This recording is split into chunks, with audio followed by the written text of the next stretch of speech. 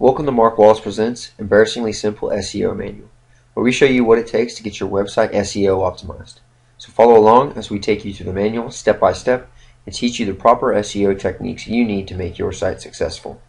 This is the first video in the series, so in our section before you get started, we have highlighted some key points that we think you will need to know, which include the 6 factors to know about SEO, the benefits of organic search, the benefits of paid search, how to gauge your progress, and making an SEO schedule. With each one, we will provide in-depth descriptions and on-screen examples so you know exactly what we are talking about. Let's begin with the 6 core factors you should take into account when optimizing a site. Crawlability is derived from the notion of crawler, a sort of robot or spider that crawls the internet and finds the links and information on your site and saves it to search engines such as Google. It is how your site and its content gets found by other would-be searchers. So we are in Google and we are searching for a cure for toenail fungus. Here are the search results. All of the links, content, and information of all of these sites has been crawled by this search engine to give you the best result possible for your query. We're going to click on the first organic result and view what the website has to offer. As you can see, all the information within the site relates back to the original search query. You have articles, content, links, and all of these are related to how crawlable your site is to search engines. As we move on to the next factor, we talk about the site structure. This can be described as how functional your website is. If we take a look back at the structure of this site, you can see how we can easily move from one area to the next with internal links and set external links to relevant content as well.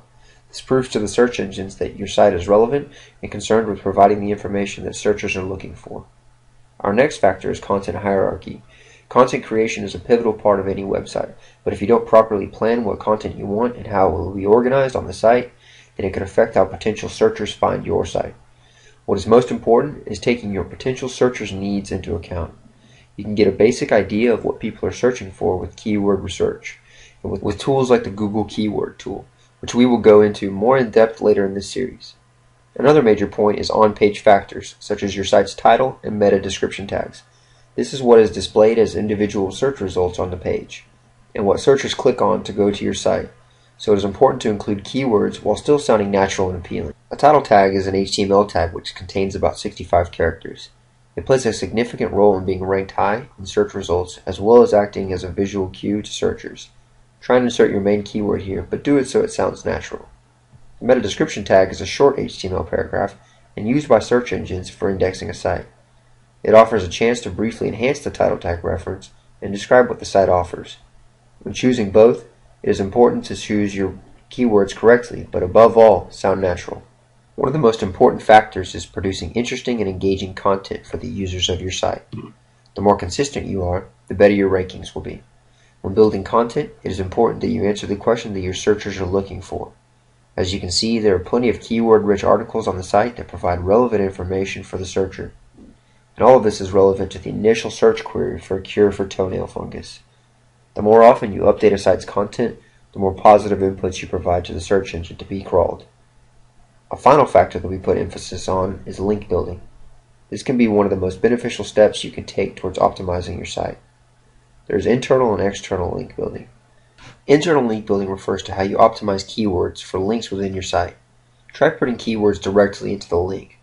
So instead of saying something like "click here," try and use a keyword or synonym that will help your rankings.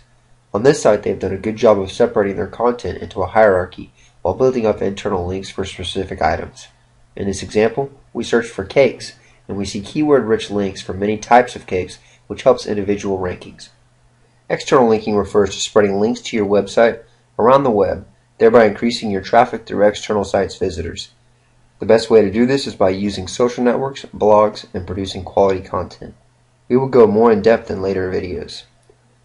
A few things we will not be covering but we warn against doing is what are considered black hat SEO techniques. Search engines penalize sites that use these techniques, which badly hurts your rankings. In our next section, we talk about the benefits of organic versus paid search. This refers to how you are attracting visitors to your website. Here is a search results page. Organic listings are site listings that are chosen by the search engine algorithm based on the criteria relevant to the search query. Paid listings are websites shown on a results page after the site owners pay money for inclusion or submission. Organic listings are considered to attract 50% more attention than paid search, so you can see the benefits of dedicating time to form a proper SEO strategy. Paid search can be considered pay-per-click marketing, because for every click a searcher makes on your advertisement, you pay a fixed price. With this service, you have control over what relevant keywords your website gets listed under, which means that each keyword's ROI can be measured. Moving on, we look at some key characteristics to know if you're doing well. A site's conversion rate is known as the most important measure for evaluating SEO progress. Increasing this can mean that you're increasing your site's efficiency and improving bottlenecks. It is defined as the number of visitors who performed an action, such as sign up for a newsletter, out of the total visitors. Google Analytics is a service that helps a lot in tracking the conversion of your site, and we will go more in depth on that later in the series. By increasing your site traffic, you are increasing the overall amount of visitors to your site.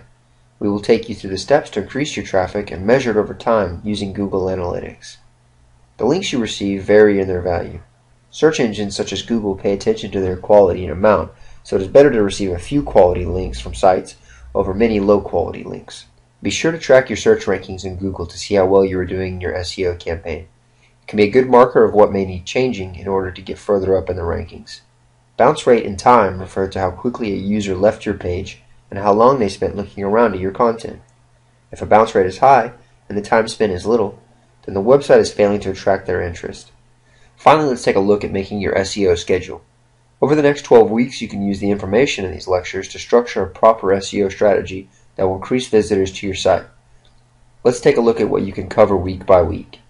In week 1, we learn what SEO is all about, learn how you will measure success, select your site keywords, and get a domain name for the site. In week 2, we take a look at WordPress, install it, and tune it up. Then we will design it using a theme and customize it with different plugins. In week 3, we set the site structure and define the web pages and categories. We will come up with titles for each page and decide on the content to help with navigation. Finally, you will learn how to integrate Google Analytics and webmasters into the site. In week 4, we bring copy onto the website by writing text for the main pages, product descriptions, FAQ manuals, and then compile some blog ideas. In week 5, we're going to develop the copy further and add more descriptions, copy for category pages, and make a few context links. Then we will write the first blog post and prepare the site to be crawled, and then track its index progress. In week 6, we're going to let the web crowd notice our site by bookmarking our homepage, preparing descriptions for web directories, and submitting the site to them. Then we will find some relevant forums and leave appropriate comments with links to the site. By week 7, we will want to get more visitors by creating a fan page on Facebook, posting news, and inviting friends. Find a few blogs on the topic and leave some comments, and then submit the website to the directories that we prepared for in week 6. We will finish up our second blog post and bookmark it. In week 8, we want to attract more attention. We're going to do this by adding a few links to our posts on relevant forums, leaving some comments on blogs, submitting the website to web directories, and do an analysis of website performance and manage our Facebook fan page. By week 9, we've made some progress, and we will want to analyze our performance by checking the rankings of the website by looking at some of the keywords we targeted in the beginning and those that brought users to the site. Continue to post content to your blog, bookmark it, and submit the articles to the directories. We will publish our first guest blog post and maintain our Facebook page. By week 10, we will want to reassess our strategy to improve upon it. This could mean what blogs are most beneficial and which forums are best for promotion. We will always continue to post to our blog, submit it, and maintain our fan page. Week 11, we will continue with backlinking and analyze the traffic from these new resources, and continue following our Facebook and blogging strategies. By week 12, let's check those rankings, and with consistency and quality, we are sure to have moved up. Analyze the performance and maintain your direction and momentum by continuing to publish to your blog and social media accounts. So what we learned here today was laying the groundwork towards becoming more knowledgeable SEO strategists. We learned about the core factors, the difference between paid and organic search, how to gauge your progress, and creating and managing your SEO schedule. In the next video, titled Starting the Road, we will get started on keyword research, including where to look for them, which ones to use, and how to collect them. Thanks for listening in to Mark Wallace Presents Embarrassingly Simple SEO. We hope you enjoyed it, and thanks for watching.